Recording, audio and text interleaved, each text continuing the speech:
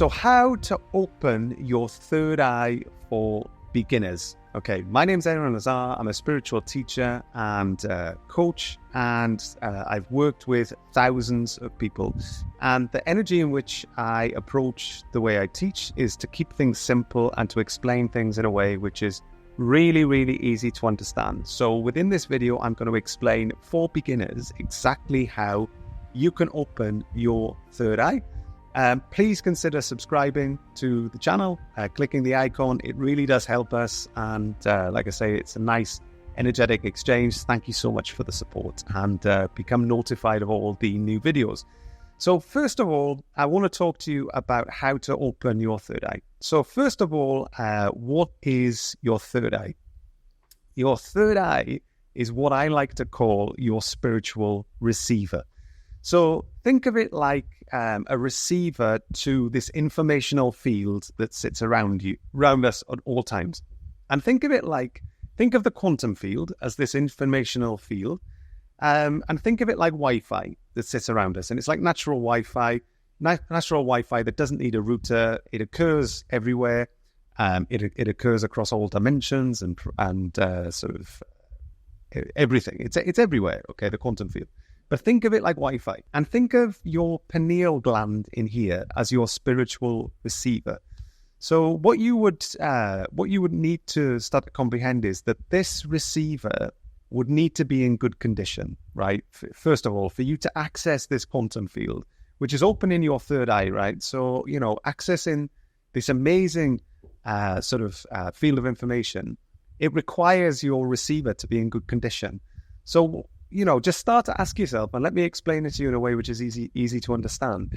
So if your receiver was, let's say, caked in calcification, for instance, that can happen through fluoride and chemicals and things like this. If your satellite dish or if your receiver was sort of covered in moss or it was covered in rubbish, the signal is probably not going to be very good. If you ever had a satellite dish that you've seen covered in snow, there's no reception on the TV, is it? So if you've got calcification all over your pineal gland, the chances are that your signal is going to be a bit patchy, right? There's logic to, I know this is metaphysical, and I know for some of you this is magical, but there's still a logic to this energy, frequency, and vibration. It still makes sense, okay? So this would have to be cleaned up in order that you've got a strong signal. That's the first thing. Logic. Let's apply logic to it, right? So how do you clean it up? Well, the first thing you want to do is to remove fluoride from your diet where possible. Now, I know some of you are going to be watching this living in areas which you've got a fluoridated water supply. And I know, we need to take showers and we need to baths and we've got personal hygiene and stuff like this. So all I'm going to say to you is remove the fluoride where possible. So, if you can filter it out of your drinking water, you can get those water filters. I'm not going to say the name and plug a particular company on here, but you can get the water filters, can't you? And that filter out the jugs that you pour into. So widely available online. Go and search and find this stuff. Filter it out of your drinking water if it's possible to do that. I'm not going to say that it's maybe practical for all of you to be able to take it out of the taps and things like that, but at least take it out of what you're consuming through drinking it, and just do what you can. So that's the first thing. Remove the fluoride. Fluoride calcifies your pineal gland, makes the signal very, very difficult. So you want to clean it up. So that's the first thing. The second thing is you probably want to sort of supplement through supplementation. You can find this stuff on the internet, natural supplements that will help to decalcify your pineal gland.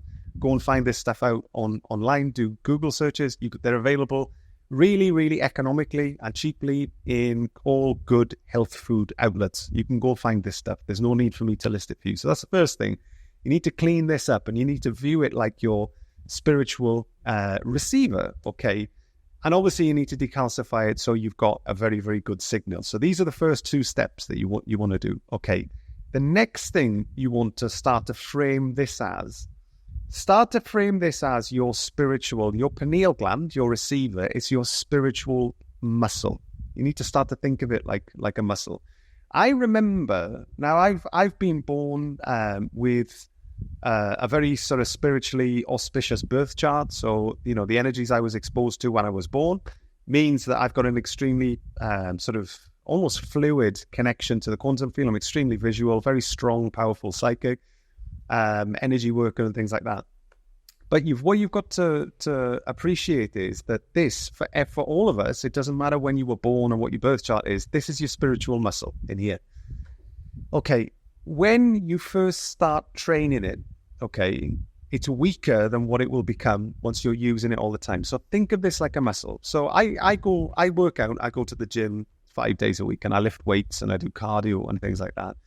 So if you haven't been to the gym before and you go and start using bench press and you're doing dumbbells or flies or curls or whatever it is, when you first start doing that, you're going to get tired very, very quickly because your muscles are not used to it. This is a muscle, don't forget. So when you're trying to elevate your consciousness and go into the quantum field, it gets tiring. And so, initially when my third eye opened for the first time, I could spend 5-10 minutes in the quantum field working, and then I was absolutely wiped out and I was exhausted. And that was back in the day. And so I'd have to go and sit in the sunshine next to water, and I'd have to kind of recover. But it's you train it, you practice it, and it just gets incrementally stronger and stronger and stronger the more you do it. I've been doing this for years now, and I'm at the stage now where I could have individual client sessions. I could be holding the transformational programs that we do, membership that I'm delivering to. I'm creating social media content. I'm channeling constantly, and I can be doing this stuff 8 hours, 9 hours a day without getting too tired. So, that's miles away from where I was when I first started. My muscle has become stronger. I trained it every single day. So start to think of this as your muscle, your spiritual muscle. So in the first instance, you're going to get mega tired, real tired in the beginning, but don't give up. Don't think, oh my God, I'm doing something wrong. I'm feeling drained. I should be having these transcendental, because you see all of this stuff on the internet and, people are having these amazing transcendental experiences and they're describing this and describing that. And, you might feel like you're falling behind and thinking, wow, okay, I can only do this and I'm feeling super tired. It's only like that because your spiritual muscle needs training. That's all. It just comes down to practice. Just keep doing this stuff every day. Be consequent with this stuff. So frame this as a spiritual muscle that needs to be trained, and it will get stronger over time. I promise you. I've worked with thousands of people. I know it. I'm telling you from experience, it gets stronger over time. You just have to practice. Okay. Another misconception is that you somehow need to be visual for this to be working. Because, the trouble is language tricks us, right? And so, what will happen is your subconscious will hear language, and it'll start to form perceptions and it'll start to form belief systems based on what it hears. Subconscious is very smart, right?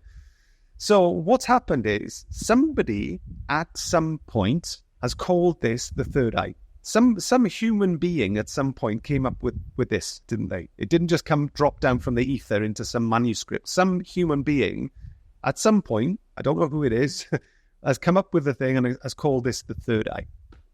Probably because they had some transcendental visual experience and it's like, wow, these are my two eyes and this is my mind's eye, my third eye. I can see this expansive sort of transcendental experience.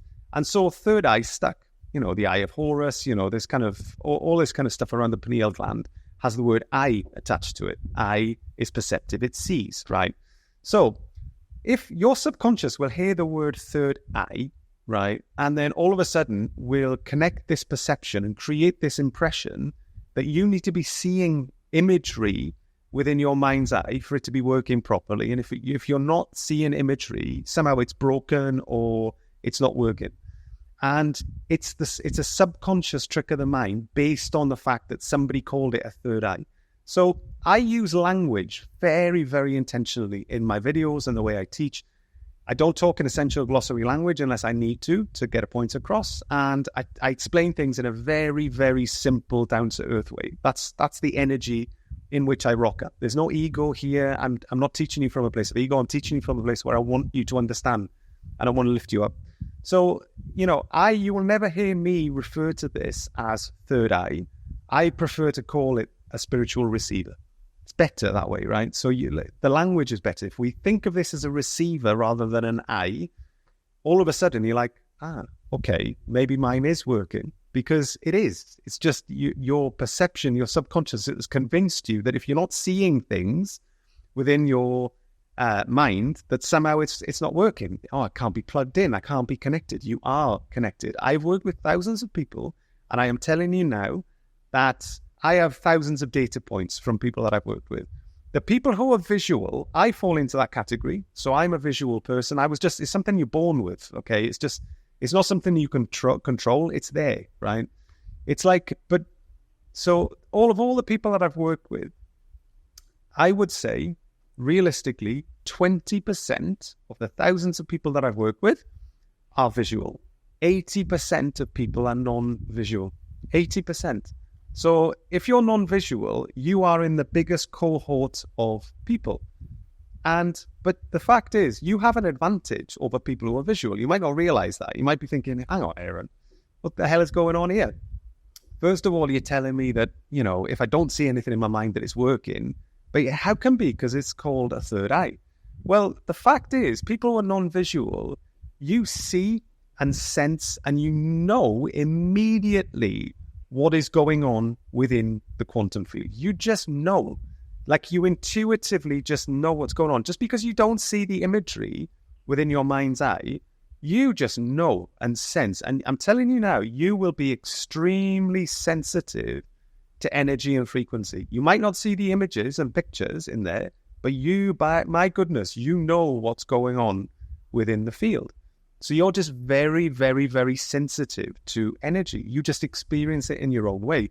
You just know, sense, and feel what's going on within the quantum field. It's like spidey senses. You just know, right? But the fact is, don't forget, you're in this cohort of 80% of people. It's only 20% of people that are visual.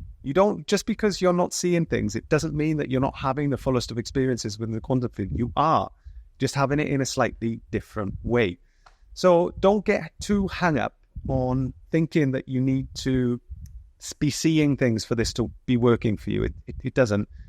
Also, don't try and fit a square peg through a round hole. If the way your mind is wired is in a non-visual way, don't try and force it to become visual, because all that's going to do, it's going to hold you back. It's going to delay your progress. It's going to lead to frustration, and it's going to lead to you maybe parking it and getting frustrated and upset and things like that. So don't try and fit a square peg through a round hole. Play to your strengths. So if you're non-visual, just accept the fact, okay, maybe the visuals turn on at some point, but I'm just going to focus on what I've got, my strengths, knowing, sensing, feeling, just knowing what's going on in there.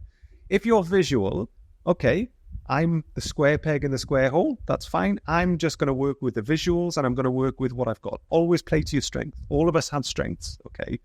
Just wanted to differentiate the two because you probably didn't realize that before, but this is the reality of it, folks, okay? So you don't need to be visual. The next thing I want to say to you is, again, back to this whole spiritual muscle and exercising, you need to practice. So you need to be sort of going into meditative states. You need to make sure that you're practicing this stuff all the time. You're practicing mindfulness.